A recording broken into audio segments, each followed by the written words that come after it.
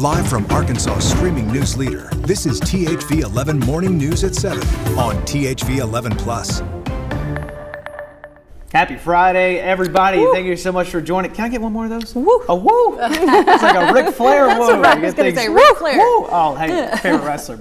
I digress. Yep. Happy Friday morning, We've both been to Barton Coliseum. And we have been to Barton and seen some wrestling. Some WWE wrestling, yes. So we take the E out. That's wrestling. That's wrestling. Didn't you say your grandmother loved it? Yes, so my mama, Arlie Jones, she has passed, but her and my grandfather, my papa, we used to watch all the time. Yeah. And so I would sit in their living room and we would watch it. And now Papa didn't like to go to those big things, but Aunt Bonnie and Mama, we would load up, right? And we would head down to Barton Coliseum and we went to all of them. If they came in town, we were at Barton. That's too good. Hey, Barton's got it going on now. You got to talk about 90s wrestling. You talk about the 85th State Fair going on this weekend. Tamer Knight's been live all morning. Yeah. She'll join us in just a little bit, but y'all, we got a weekend. Yes, I mean, there's weekend. so much going on. Yeah. You've got to plan that out. And luckily there's pretty good weather. So far there's pretty good traffic and hopefully we'll be able to have a good time. Not a weekend where you have to wonder if there's something to do. Right. If you need to get out and have some fun or want to get out of the house. I was wondering how tough a day you'd have today because I'm like, I wonder if a bunch of folks just took off today. Yeah. It's a good day to do it. And there's fall break going on too Right. for some schools. I know my daughter's a Little Rock School District teacher and they have like personal development day, but the kids aren't there today. So PD. That's right. Yeah. So yeah, I know there's some every kids that are teacher out. watching's like,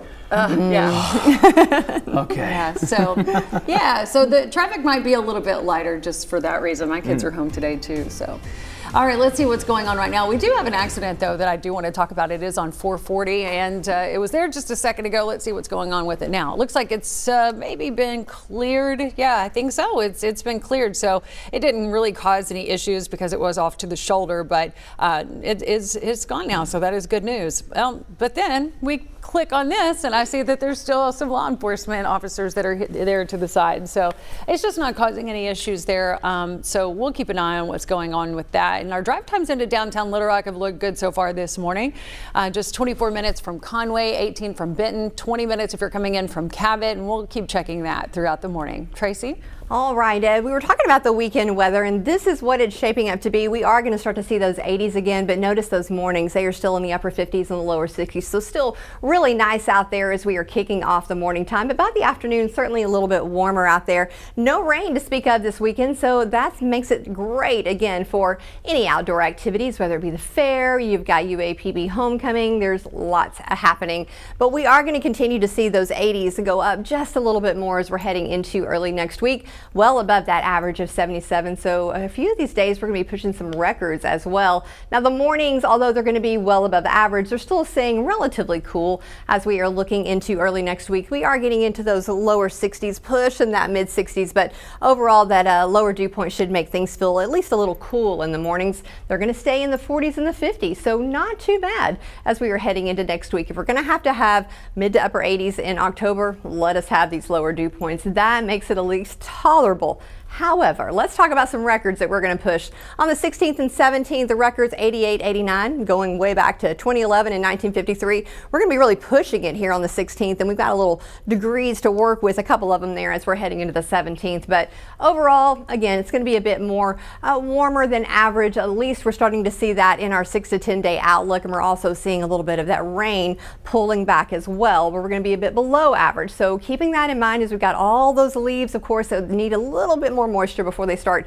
maybe just drying up and falling off of the limbs. We're seeing those cooler mornings, which is great. This is the lower temperatures that we've seen this morning, a few 40s up in northeastern Arkansas, but we talk about the leaf development. It needs those cooler evenings and again the warmer afternoons, and that helps with that sugar intake and keeping it in and helps with the color. So things are doing pretty good right now. As far as that average first freeze, it's nowhere near right now, so you don't have to worry about that anytime soon. But average-wise, normally for the northern portion of the state, it's coming up soon, but I don't see that coming anytime soon, friends. So go ahead and enjoy those flower beds just a little while longer before we've got to find, at least in my house, we have so many plants that have to come inside. I think we're gonna have to dedicate a room. So get your room ready, but you've got a little time still, and you can enjoy those outside because we're gonna stay above freezing for quite a bit longer.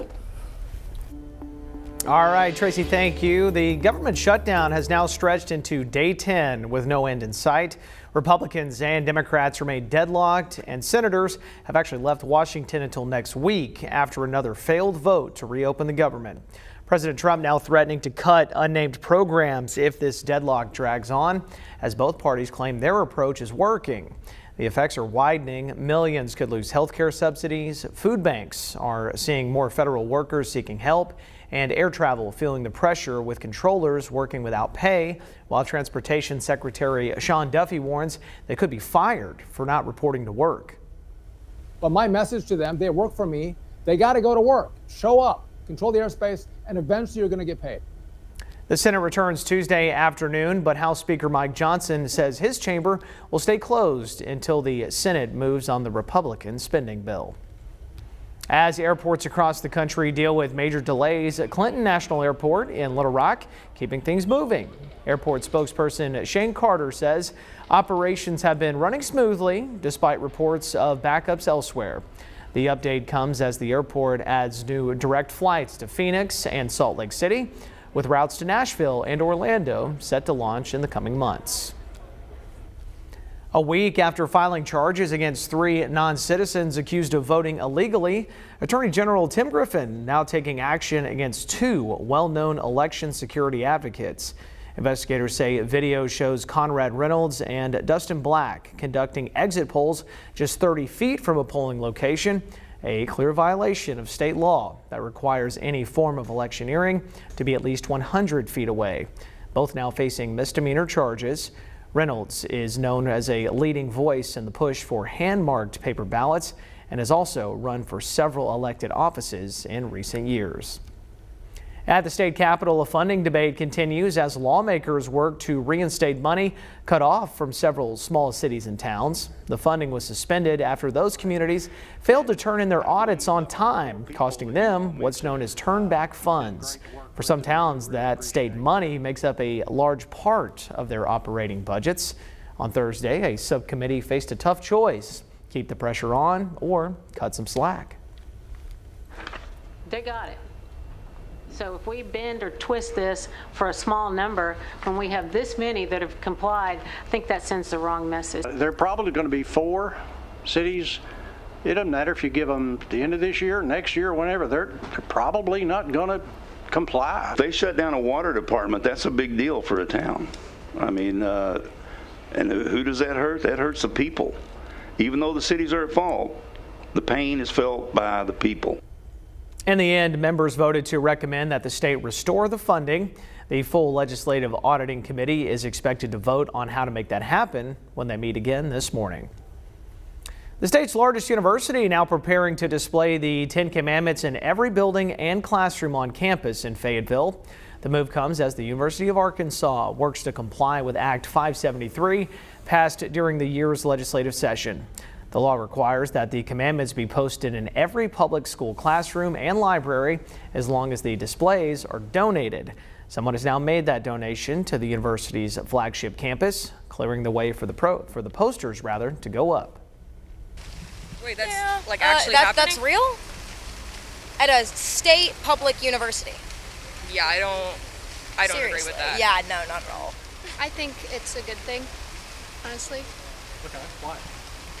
Well, I'm very religious, and I think those are the building blocks of kind of humanity, kind of like our morals. Ooh. You have a reaction to that? Yeah, I do. Seeing as how we're supposed to legally have a separation in church and state. The installation comes even after a federal judge partially blocked the law, calling it, quote, plainly unconstitutional. That ruling, however, only affects 5 public school districts named in the lawsuit, including Conway, and it is currently being appealed. Now to a THV 11 morning original. It's a milestone moment at the University of Arkansas at Pine Bluff. 152 years of pride, progress, and Golden Line excellence. This year's homecoming celebration isn't just about tradition, it's about transformation. With a new chancellor at the helm and fresh investments fueling the arts and student success, campus energy is higher than ever. THV 11's Tamer Knight was in Pine Bluff to show us how the flagship of the Delta is charting a bold new path forward. One of the first things I observed, even before I arrived, was the love and passion for this institution, not only within this city, but also across this state, this region. Dr. Anthony Graham is marking his first 100 days as Chancellor of UAPB. And at the heart of his mission, accessibility. The reason that I get out and move about the campus and folks are coming up to me and shaking my hand, I want to be accessible. I want to be engaging. I want to make certain that folks understand that I'm here for them and for no other reason. For Dr. Graham, his first priority is simple, putting students at the center of every decision. Everything we do here is predicated upon the success of our students, and I want to make certain that that direction is clear, not only for the campus community, but also for all of our stakeholders. And then number two, I've been doing a lot of listening and learning, being new to the state of Arkansas, being new to the city of Pine Bluff, making certain that I know the region, understand the context, not coming in with any preconceived notions or assumptions about the university, about the city, about the community. Another goal is building momentum for campus growth.